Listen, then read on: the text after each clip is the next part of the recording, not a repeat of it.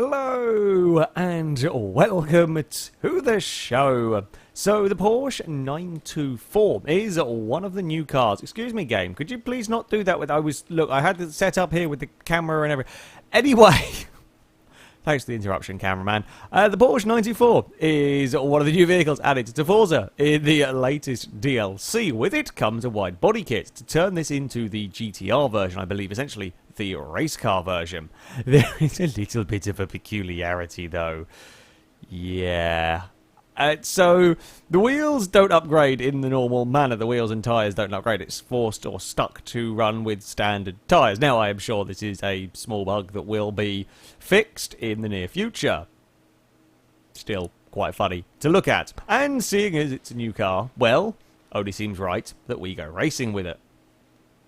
So, here we are, on track with the... It looks weird. It looks very wrong. The Porsche 924, and it's... Well, this is the body kit, actually, from the 924 GTR. We have the GTS version, again, the GTR kind of the race car. This body kit is from the GTR car. However, I think I balls things up into turn one. No, we've got it stopped. Body kit is from... Yeah, from the GTR. It is...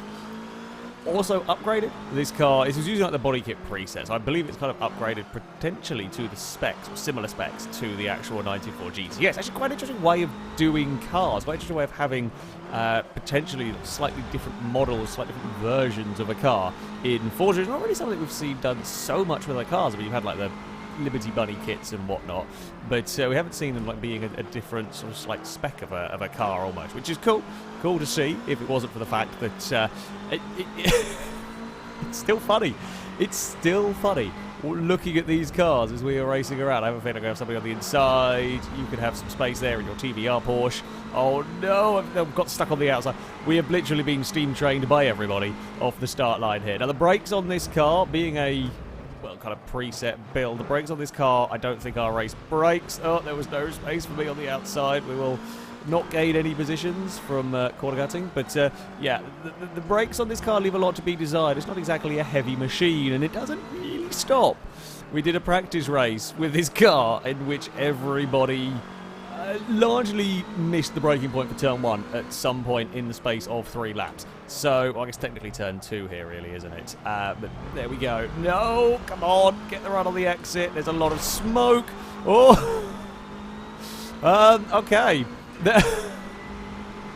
Somehow, I'm just side by side with Ninetails. Blazer has gone through the middle of the pair of us here in all of that mayhem. I don't know what happened up ahead. I didn't see a thing. There was just a cloud of smoke and a car appeared. We managed to, I apologised, I think it was Tom that I managed to turn around. Oh, there's been a little bit more of a kerfuffle up ahead. Everybody's got sideways Porsches. This is 5 cars into one little bit of tarmac. 5 cars into a bit of tarmac does not fit. It does, well, I mean, it does fit. We've done it, but it's not really suitable. I'm also looking in my rearview mirror at whatever is going on with the brown car behind me. It looks like he's got it looks very peculiar. Something strange is going on with the... I say something strange when you look at the car. I think when the body kit's either dented or buckled, it's starting to look even more peculiar in that rear view mirror. I've got a mega run here, but we're up towards the corkscrew. Oh, this is bad. Why am I doing this? This is just asking for trouble right here. This is just asking for trouble. We're 3 wide into the corkscrew. Please don't be 3 wide into the corkscrew. Please don't be 3 wide into the corkscrew. I don't think we were. I think the brown car behind decided that it was a better idea to not go 3 wide into a notoriously difficult corner.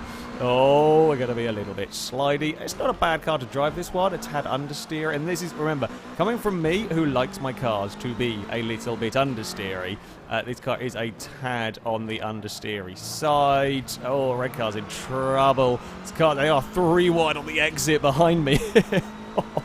The problem is because the more you fight, the more you slow each other down. You take wonky lines, you take different lines, trying to get out of corners, etc.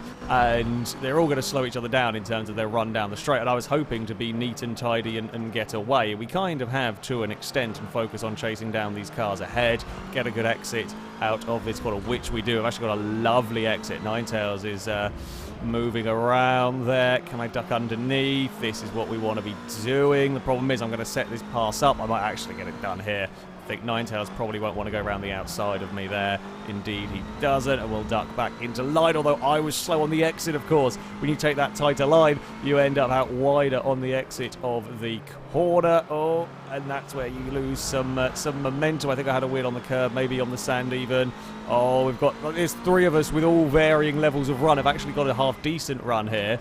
We are going to be too wide at the top of the hill. I'm going to give the car on the outside some space. I think he might have touched the grass, touched the gravel, touched the sand on that outside line. He got a big wiggle, lost 3 places from all of that. Or it could be because there's a jittery car behind me that I'm a little bit scared of. I've actually made it down the corkscrew cleanly this time. First time I think in this race we've not been side by side with somebody at the corkscrew. Oh, lots of dust.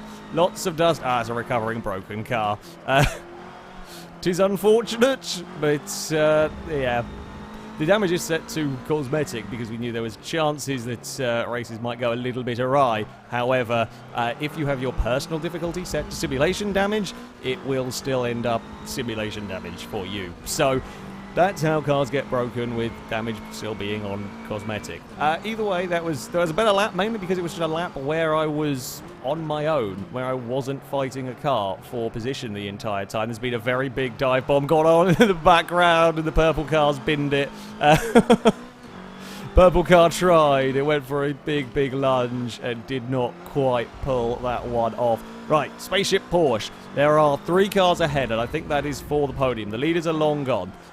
While maybe I can match them in terms of lap time, it doesn't matter so much. We've lost so much time in the early fights that 900 feet are not that fast to catch up in a couple of laps. As these guys fight, though, we can join in the battle, whether it be for the podium, whether it'll be for 4th place, how many cars we'll get for it. Basically, there is a chance for me to move forward, and that is a chance that I am very keen on taking.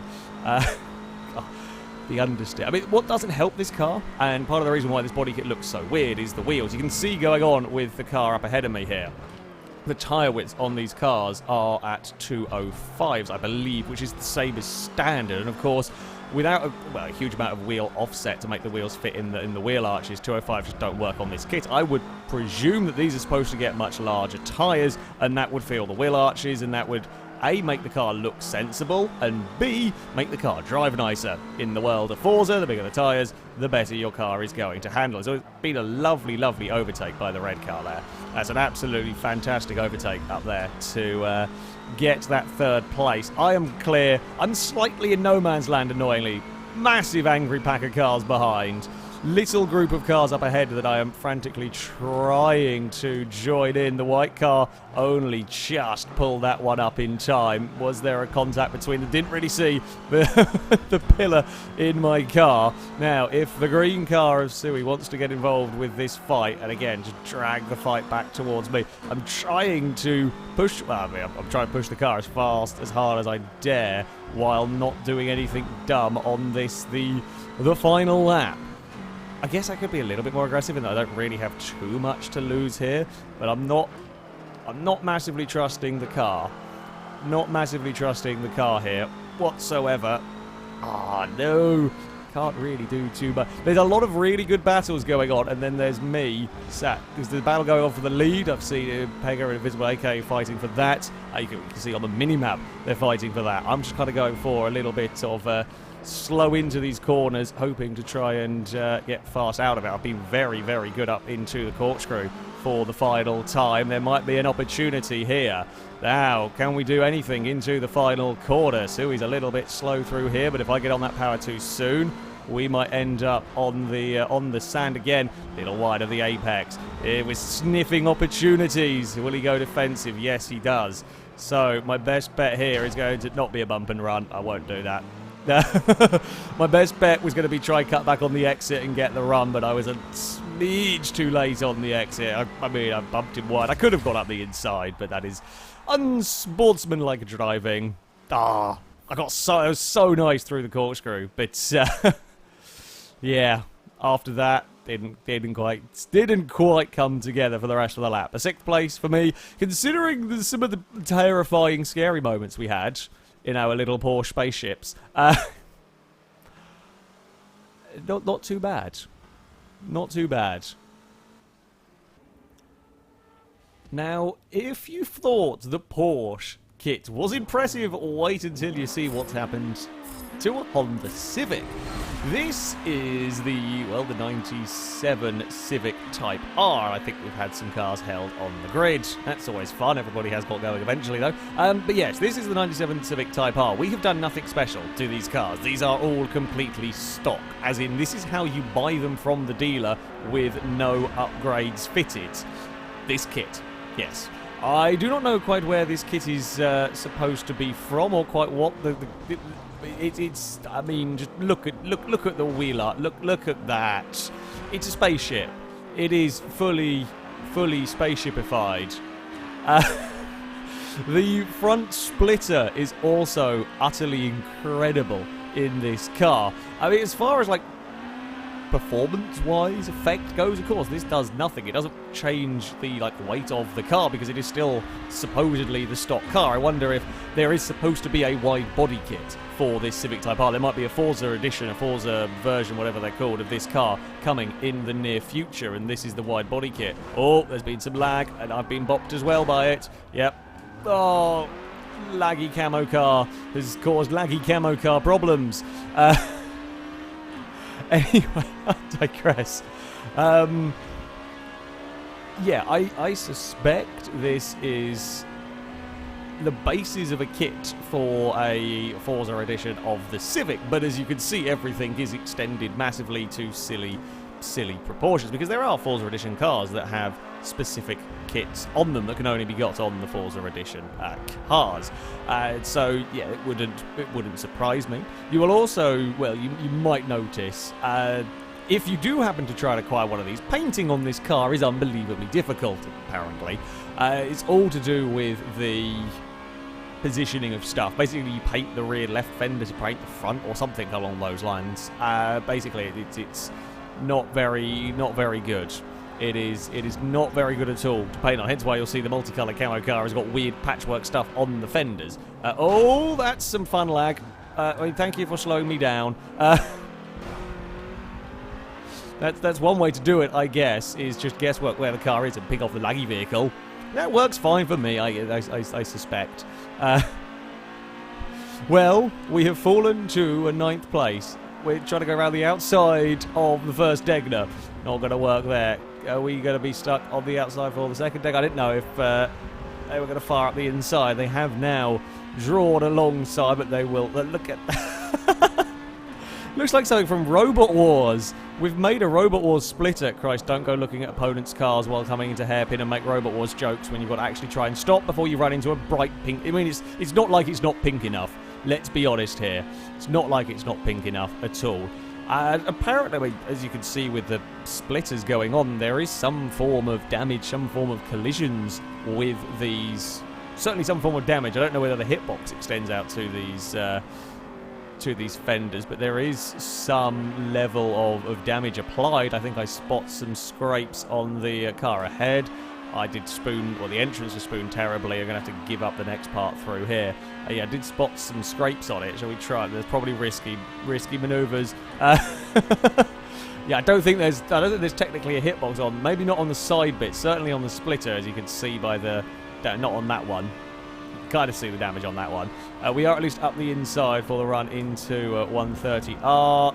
Oh, might have overdone that. It's going to be a cutback from Blazer. Yeah, that's a well done. Well done for getting that cutback to work. This is the fight for 8th place. This is actually, in many ways, the fight for not last, pretty much.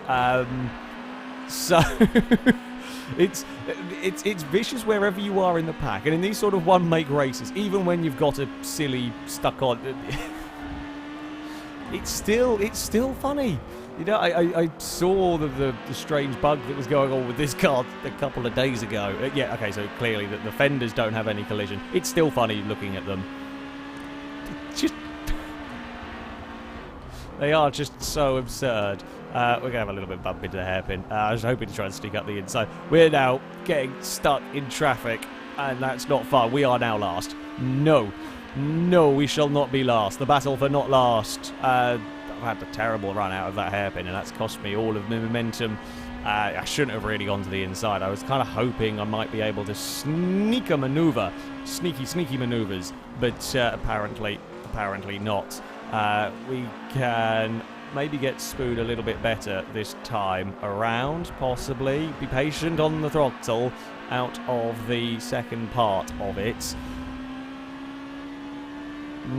Still not as good, annoyingly, as the cars ahead. Unfortunately, I've been stuck behind the pink car, and everybody else has caught up and passed it immediately, which is great for them and everything. Not so great for me. Can we be quick through 130R? Can we get into position? I mean, turn 2 here is going to be one of the better bets you're going to get here in terms of an overtaking opportunity. Trying to get to the inside. Blaze has gone wide. They're unfortunately not going to slow the pink car down. I have got a very good run, though, out of turn 2. Here we go. To the Degners. It's going to be side by side. I'm trying to give you as much space as I can on the outside. Problem is, the more we go side by side, this is going to compromise us significantly. The pair ahead will get away. I think I might have got that move completed. Focus on chasing down cars up ahead. We're going to cover that inside line a little bit, just so there's not an immediate dive. Not quite sure what's going on with the back of the Civics. Some strange... It's like someone's peeling the boot away from the lower left-hand corner of the car ahead. Let's go and inspect closer, shall we? Apparently we've got a mega run here. Let's go and have a real close inspection of the bodywork. Maybe that's a dumb idea. Round the outside of Spoon. That sounds like a really dumb idea. It could work. Oh, pink car's missed. Pink car's very, very, very much got off the circuit, tried to outbrake me. Oh, definitely outside of Spoon is a silly idea. It almost worked. I mean, if that pass had worked, that would have been exquisite. Would have been the best pass for trying not to come last place to have ever taken place at Suzuka. But either way, it was worth a go. Sometimes you got to go for those spectacular passes. We've still got another lap. In which to try and find a way past. Right, that's a lot of throw Civic in sideways. That's a lot of sideways and a lot of tyre smoke through all of that. Again, not going to go around the outside here. Can I cut back on the exit? Probably not, although he's wide through the second part. We're going to do the same move twice in 2 laps, perhaps. We might even get it done before we get to the Degners. Is he going to want to try and fight that around the outside? Yes, he's not giving up out there. I might have to kind of shut the door a little bit. We are good. We are through and up into a definitely not last place. We're not even second to last anymore. Oh, we're going to have a... Thankfully, we had a bit of a wander wide at the hairpin. All of the cars behind did exactly the same thing. And that is good news. That is always good news when that happens. I mean, I like this Civic Type R. I think it's a great car to drive in general. It's now maybe even more funny. Just more entertainment. More entertainment value from the EK9 Civic. I have no doubt that these silly body kits will be patched. They're only a minor bug, I would imagine. However, they are quite entertaining while they are still here. That, though, is going to be it. I highly recommend you go and check them out. If you have the DLC, you can play around with the Porsche. I don't even think you need the DLC. I think the update will give you the Civic. So I do recommend that you have a go. And apparently, I got an achievement. Apparently, I got a Forza-thon achievement. How did I do that? I managed to do a Forza-thon without even realizing. Well, look at that. Thank you very much for watching. Until next time, goodbye.